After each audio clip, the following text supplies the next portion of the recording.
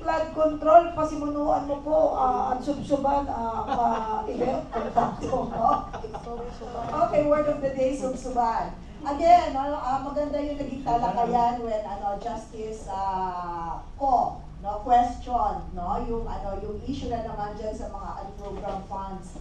Nasabi ni Ma'am Cathy about yung pitaka, yung purse, lumabas kahapon sa deliberation, ang DBM pala, ay kayang umabot sa 800 billion ang hahawakan niyang pitaka, na unprogrammed appropriations, na binigay, lump sum, yung discretion paano gagamitin yung perang yon under either the SAGIP program and all of that. Lumabas din po doon na natanggalan ng pondo yung talagang sa program funds pagdating sa mga DPWH infrastructure, pero lumaki yung mga funds for unprogrammed appropriations na patungo rin naman sa infrastructure projects. Except that, naliwanagan sa question ni Justice Ko na kung ikaw pala ay municipal mayor, pwede ka na palang dumiretso na sa Malacanang kasi sila yung may hawak ng budget kung paano i-release itong mga pang-infrastructure mo. So that was the deliberation going on. And dito ngayon, napunta sa issue ng flood control na pwede na rin pala madesisyonan sino ang bibigyan, sinong ipaprioritize nang walang clear guidelines who will be prioritized. So in so far, Attorney Luna and Ma'am Cathy, itong usapin ng flood control is concerned as against dito sa sa Supreme Court oral arguments on what is now being revealed by the Office of the Solicitor General kung paano ginagamit itong unprogrammed funds. Ano po ang pwede niyong ma-comment as regards the people's money? Alam mo, this adds another issue, So, to the question of unconstitutionality ng unprogrammed appropriations. Questionable yung unprogrammed appropriations kasi wala siyang really source of financing.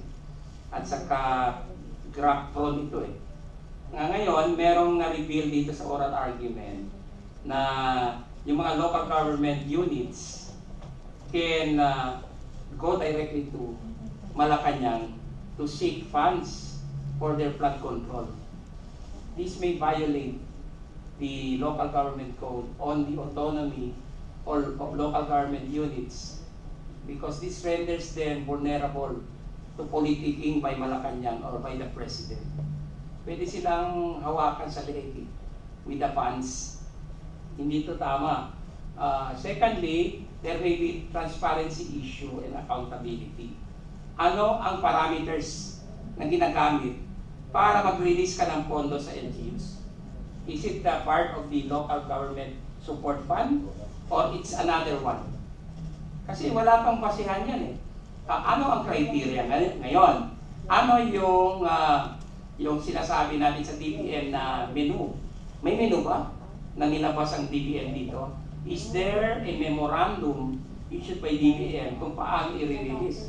Kasi definitely the President, while he is the executive under sa kanyang DBM, the execution thereof will be done by DBM. Ano ang parameters na ginamit? Ano ang legal basis? Yan ang question dito.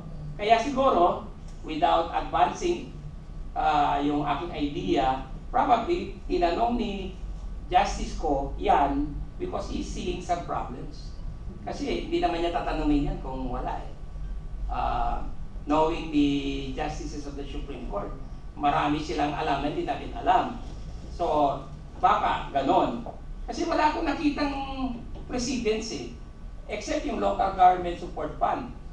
Parang iba ito kasi flood control specific So, ano ang menu? Anong parameters na ginamit? Pwede ba yun na mag-release na ng presidente ng pondo ng gusto niya? Kung kanino niya gusto ibigay? Diba? Will this not also violate equal protection clause? What if ako ay perceived to be kalaban sa politika? Ako ay mayor, let's say pro-BP ako. Hindi ako bibigyan ng pondo or ng aking LGU dahil pro-BP ako. Will that not violate the Equal Protection Clause? Diba? So ano ngayon ang patayan yan?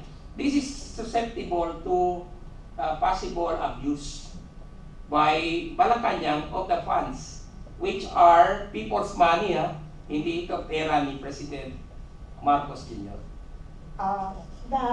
Kapeni, mga kasama, no? In fact, si Justice Ko, no, pointed out, no, na under this and program funds, 2.5 billion inalat para sa airport ng Tacloban.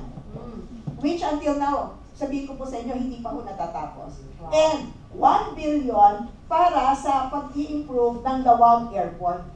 No? Still under the unprogrammed funds. So, yun yung pinaka-concern niya. Paano pina-prioritize? Who prioritizes? Malabo-malabo. Kaya, yun din ang panawagan namin dito sa Kapihan. And we thank, again, our bloggers, our listeners, huwag tayong malalayo, no, dito rin sa impeachment na masyadong dramatic, because a bigger concern right now ay yung pondo ng bayan, no, na instead na napupunta sa mga nangangailangan, wala, hanggang ngayon dinedeliberate pa. Padating na ngayon yung SONA, no, ng presidente, what is there to present to the people kung paano ginamit yung pera natin. So please, no, tutukan nyo rin po itong oral arguments, and nakakalungkot man po, no, yung dating nabanggit ni Solicitor General Berperabe. When she was asked, paano natin ngayon masusolusyonan itong mga insertions, itong kung ano man, ang sabi lang niya is this: we have to elect better officials. Ganon po tayo ka-helpless, no? But there is already that alarming truth. Kaya ngayon, maging mapagmatsyag tayo, let us hold our officials accountable, wag ho tayong bibitiw.